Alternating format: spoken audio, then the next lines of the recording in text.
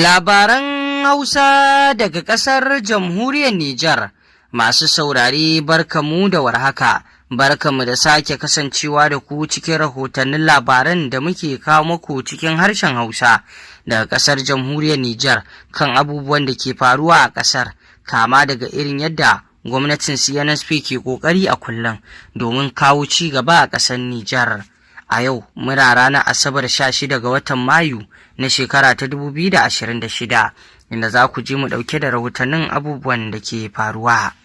Bari mu fara da rahoton da yake bayyana cewa Firaministan ƙasar Ali Muhammad Lamin Zan ya yi sallar Juma'a a Iskadiri tare da manyan jami'an tsaro da kuma shugabanni na CNSP wanda suka rakiyarsa zuwa ga wannan sallar Juma'a da aka gudanar. Inda wannan sallar Juma'a an yi amfani an yi alkunutu da addu'o'i domin Allah ya kawo ƙasar Nijar tsaro. Wannan yana kunshe cikin wannan sabuwar tafiya da kuma ƙudiri na shugaban ƙasa Janar Dami Abdurrahman Chani. Wannan addu'o'i Firaminista Ali Muhammad Lamin Zan da sauran musulmi da ma jagororin da suka halarci wannan sallar Juma'a an yi waɗannan addu'o'i na alkunutu domin Allah ya ƙara kawo tsaro a ƙasar Nijar. Haka zalika daga bisani Firaministan ƙasar Ali Muhammad Lamin Zan ya jagoranci buɗe wani sabon fili na wasan nan na motsa jiki wanda ake kira Omnisport a unguwar Francophonie, wanda wannan wasa na motsa jiki yana da matuƙar amfani kuma matasa na jin daɗin sa. Firaminista Ali Muhammad Lamin Zan ya je an buɗe wannan guri da shi. Haka zalika idan muka je rahoto na gaba daga nasu ɓangaren unguwar Tallaji su ma sun gudanar da sallar Juma'a, yayin da aka yi amfani da wannan lokaci aka yi addu'o'i ga ƙasar ta Jamhuriyar Nijar, inda an yi addu'o'i da yawa domin Allah subhanahu wata'ala ya kare ƙasar Jamhuriyar Nijar daga dukkan makirci masu makirci, kuma kazalika Allah subhanahu wata'ala ya ƙara kawo alkhairai cikin ƙasar Jamhuriyar Nijar. Wannan duka a unguwar Tallaji da suka gudanar. Inda Ade na kwamin ta uku, Sale Bukar ya yi amfani da wannan dama inda ya ƙarin bayani tare da batutuwa a bakinsa. Inda ya ce bisa kiran shugaban ƙasa Janar Dami Abdurrahman Chani na a ringa yi wa ƙasa addu'a domin samun ci gaba da kuma Allah ya tsare ƙasar, sun yi wannan addu'o'i, an yi sallah ta alƙunutu, an yi addu'o'i, sannan kuma sun yi roƙon Allah ya kawo ƙasar Nijar ci gaba ya kuma tsare Nijar daga sharrin masu shari waɗanda kuma suka mutu mamata, Allah ya ji kansu ya masa rahama. Inda wannan Ade ya yi gamsassun bayani a wannan waje, inda shi ma Ade ɗin ya ƙara kira ga al'umma da a ƙara tashi tsaye a ci gaba da waɗannan addu'o'i kamar yadda aka saba, kada a gajiya, domin har yanzu ƙasar Nijar na da buƙatar waɗannan addu'o'i domin ci gaban ƙasar Nijar da kuma tsarin ƙasar Nijar. Addu'a dai a yanzu ita ce babban makamin mumini. Inda ya ƙara yin kira ga al'umma a samar da haɗin kai da juna, domin haɗin kai shi yake kawo zaman lafiya. Idan babu haɗin kai a tsakani ba za a samu zaman lafiya ba. Haɗin kai ga juna shine tabbataccen abin da zai ƙara haɗa kan al'umma wajen zaman lafiyar su. To daga nan kuma bari mu tafi zuwa jihar Diffa, inda a ci gaba da rangadin shugaban hukumar sadarwa yake gabatar da rangadinsa, inda a yanzu ya sauka a jihar Diffa, yayin da gwamnan jihar Diffan ya tare shi. Ibrahim Jallo Manzo da tawagarsa dai sun sauka a wannan jiha ta Diffa domin ziyara ta aiki a wannan jiha, inda shugaban hukumar ta ONC ya ziyarci kafafen yada labarai, inda babu shakka dai domin ganewa idansa abubuwan da suke gudana da kuma irin kalubale da kuma nasarori da ake samu a jihar ta Diffa. A wannan ziyarar tasa, shugaban ONC din Ibrahim Jallo Manzo ya kuma shawarci waɗannan kafafen yada labarai na rediyo da talabijin da su ci gaba da jajircewa wajen abin da ya dace kan aikinsu,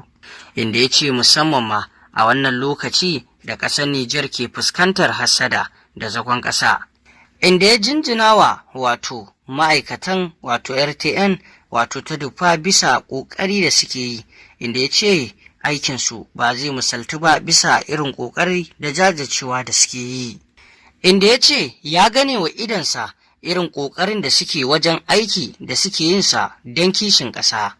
Inda ya ce shi ya sanya suka kawo ziyara domin su ƙara wato ba su kuzari su jinjina masu a bisa aiki tukuru da suke yi.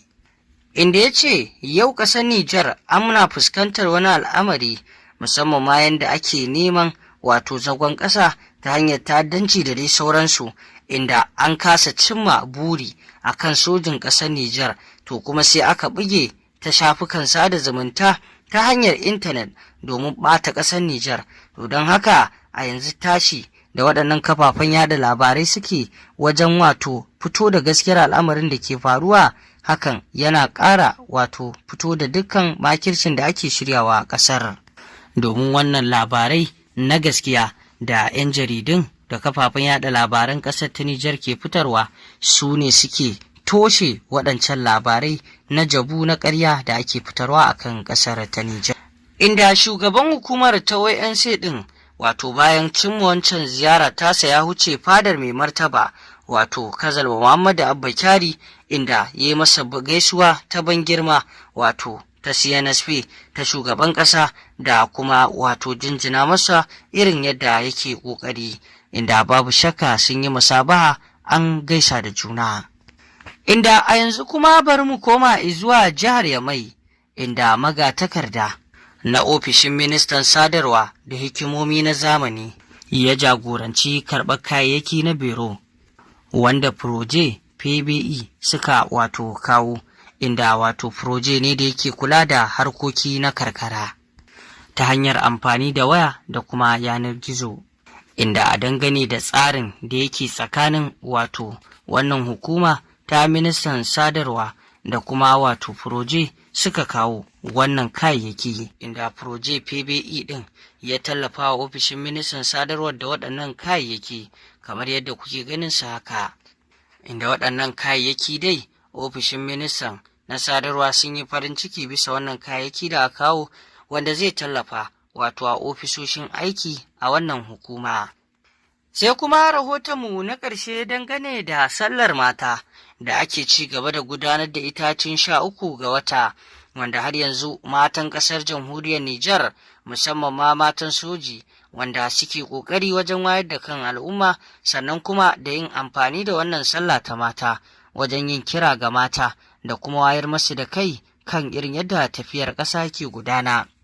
inda suke amfani da damar domin yin salloli na alƙunutu da addu'o'i domin Allah subhanahu wata'ala ya ƙara kawo wa Nijar ci gaba da dukkan wani sauyi ya kuma kare ƙasar Nijar daga makirci da sharrin masu shari, kamar yadda ƙasar ta Nijar ke fuskantar abubuwa da dama a yanzu, inda wannan sallah ta mata an yi amfani da wannan lokaci domin yi wa ƙasa addu'a da ma dukkan abin da ya dace wajen ci gaban ƙasar ta Nijar, inda mata dai sun nuna kishi ciki har da shugabanni na mata da kuma wato wakilai da suke na CNSP wato waɗanda suke mata irin su wato shugabar gidauniyar nan ta ƙasa FSSP wato Madan Hajiya Buraraki Jarmakwai, inda ita ma ta kawo nata hoɓɓasa cikin wannan sallah ta mata, haka zalika da dai da sauran matiku na ƙasar. Tuma saurari ƙarshen rahotannin labarin kenan,